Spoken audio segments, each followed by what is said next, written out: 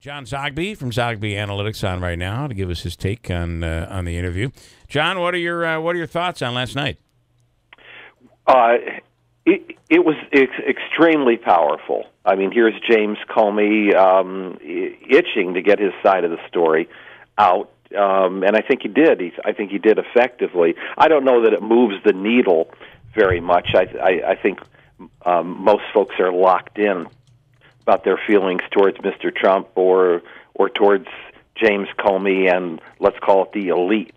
But yeah, I mean, if you went in there hating Donald Trump, which a lot of people do, you probably hated him more. If you went in there loving Donald Trump, you probably hate James Comey more. Yeah. Mike says, imagine if J. Edgar Hoover was Trump's FBI director. Mm-hmm. He'd be more than willing to have a two-person dinner with a dossier and all of that, and probably would follow up with tapes and pictures to prove everything.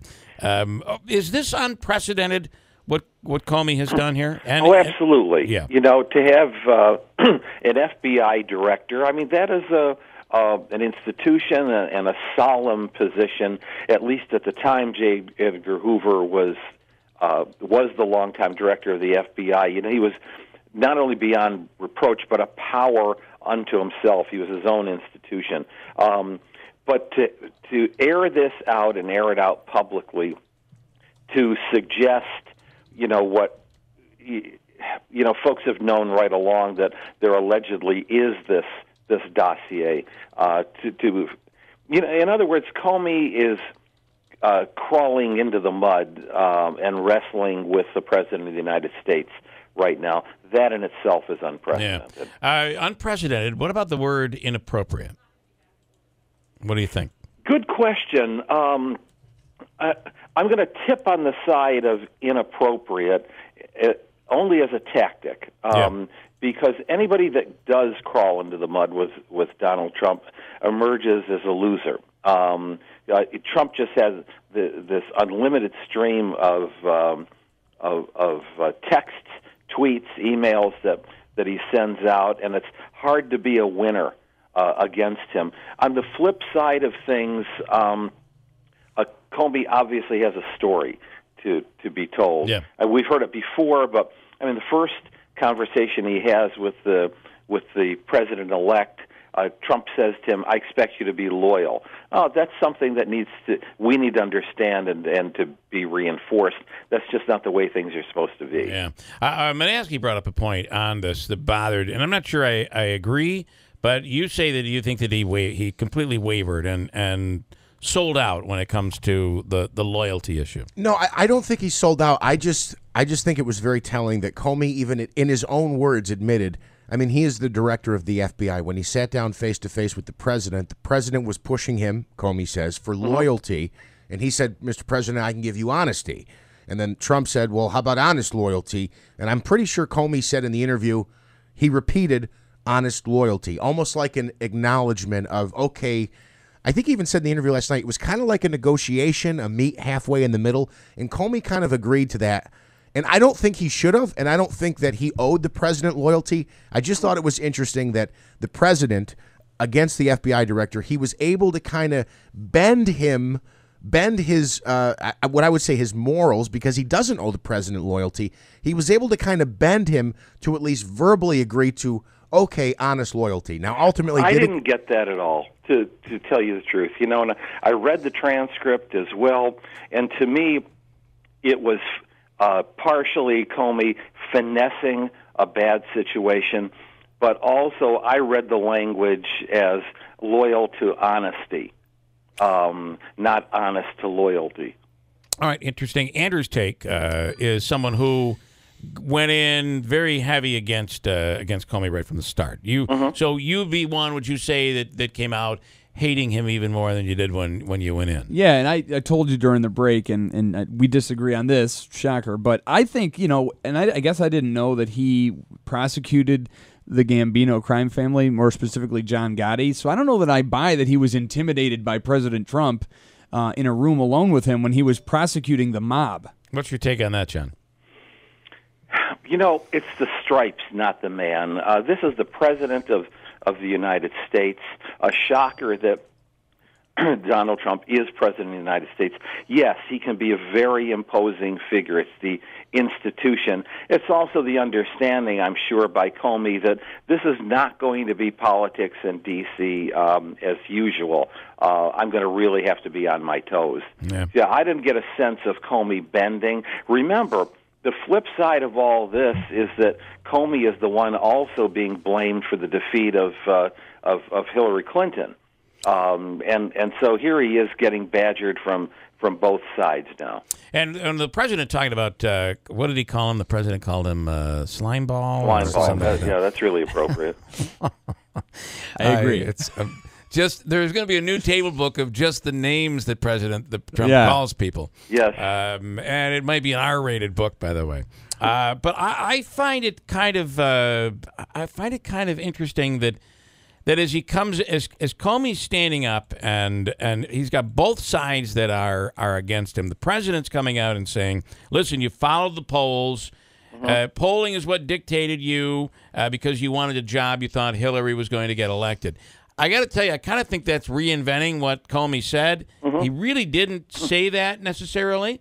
What he said is that he kind of thought, like everybody else in the country, that Hillary Clinton was going to become president, and he felt that it was important to show that he didn't favor her.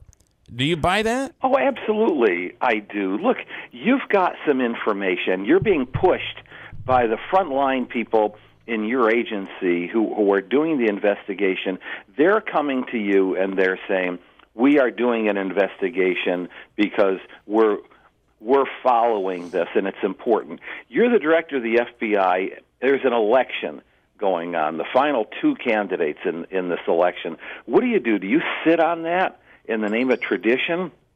Or do you let folks know, hey, look, we're not suggesting there's smoke, let alone there's fire, but we're suggesting that we have some leads, and our agency is doing the best job possible to follow those leads. I mean, I never had any problem with that whatsoever. I do find it interesting that I can't seem to get over how tall James Comey is. We were saying the same thing. Yeah, 6'7". Yeah, just enormous in height.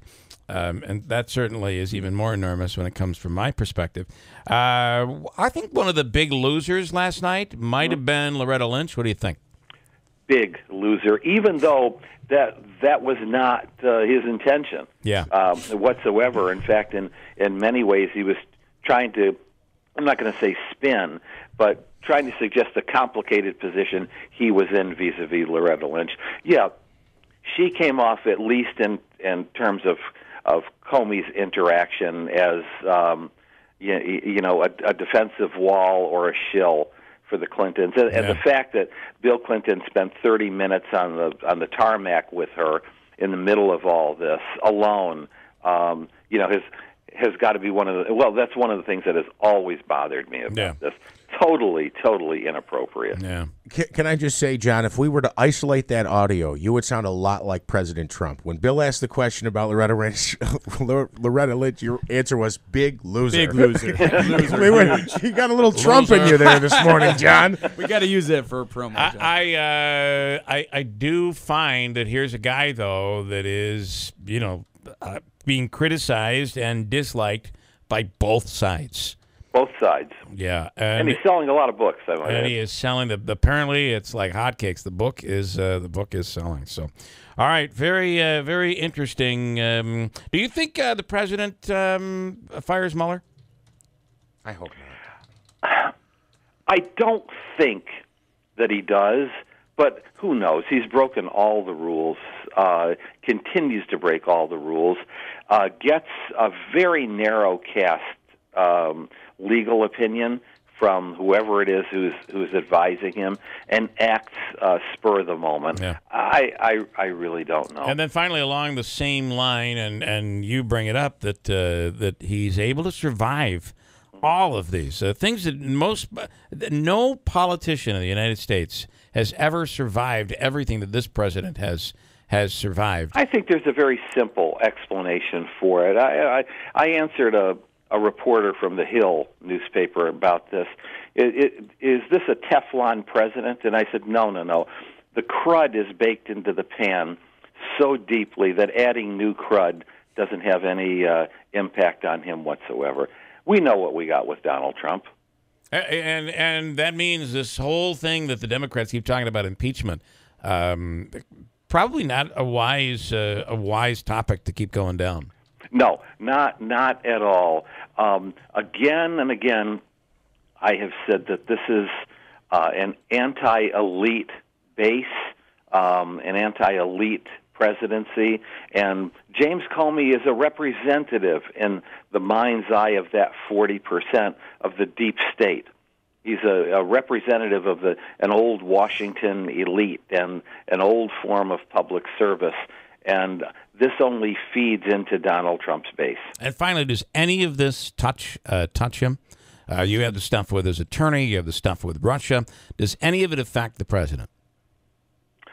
It's hard to say yet. At this point in time, 40-plus years ago, Richard Nixon was in a downward spiral and then a free fall. We don't see any evidence of that with Donald Trump. Firing Mueller, could be the last straw.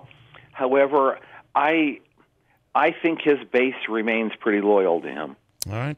John Zogby, as always, we appreciate the time. Thanks. And have a wonderful day. John You Zogby, too. Zogby Analytics.